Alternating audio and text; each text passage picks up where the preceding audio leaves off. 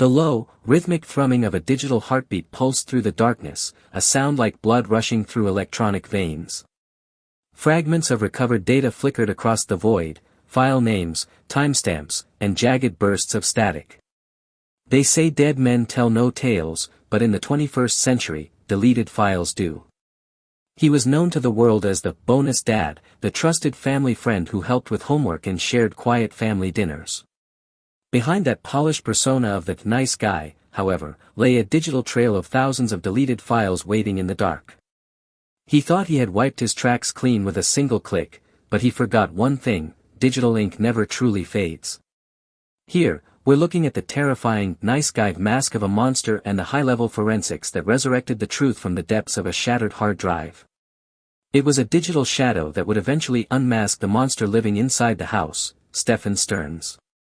On February 26, 2024, in Kissimmee, Florida, 13-year-old Madeline Soto vanished into thin air. The story provided by the man who last saw her was simple and rehearsed. He claimed he had dropped her off near her school that morning.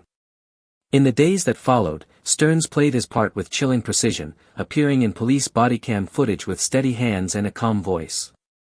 But while the community scoured the woods, Sterns was busy with his phone. He wasn't searching for the girl, he was performing a digital execution, attempting to scrub his life clean of her existence. Investigators quickly realized that the truth lay not in what remained on his devices, but in the raw binary code buried beneath the surface. When Sterns hit delete, he believed he was destroying evidence. In reality, he was merely telling the phone's operating system that the space those files occupied was free to be overwritten. But here is where the story takes a turn that even Stephan Sterns didn't see coming. He thought he was playing a game of hide-and-seek with the law, but he was actually leaving behind a digital map that led police straight to a discovery far more disturbing than a missing persons case. In just a moment, you'll see the exact forensic breakthrough that turned a nice guy into a monster who could never escape. Because he was apprehended quickly, the ones and zeros that formed the images and videos remained physically etched on the flash memory chips. Forensic experts employed a technique known as data carving.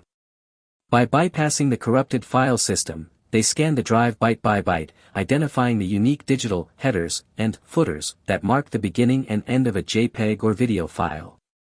Like a forensic team piecing together a shredded document, they stitched the deleted evidence back together, recovering over 60 pieces of child sexual abuse material that Sterns thought were gone forever. The metadata served as a critical pillar of the digital trap.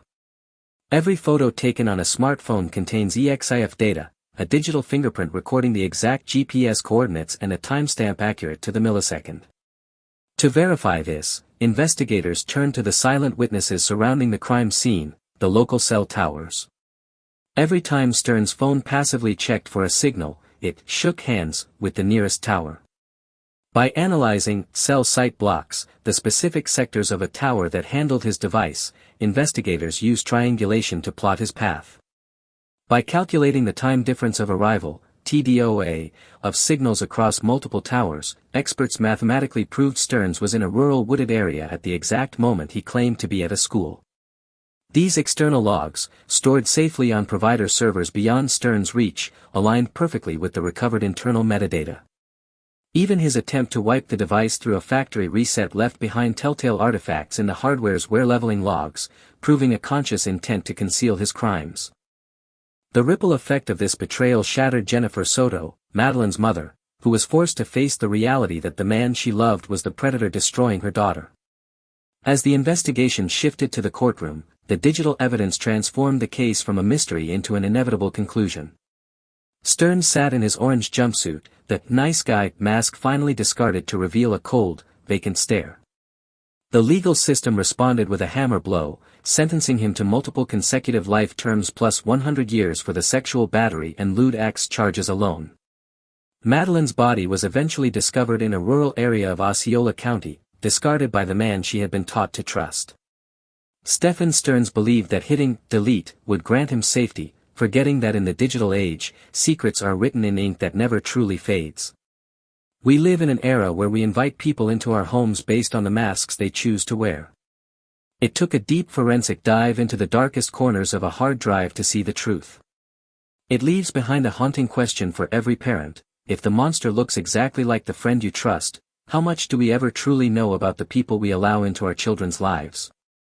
This case proves that technology can unmask even the most perfect facade, but it often happens too late. Given the terrifying level of deception Sterns maintained for years, do you believe parents should have the right to bypass the privacy of any adult living in their home, or does the nice guy mask make it impossible to know when to start looking? Let's talk about it and the red flags to watch out for in the comments section before history repeats itself. Your insight could truly help someone else. Click the subscribe button below to join us as we unmask the truth in the world's most complex latent true crimes cases. Thanks for watching.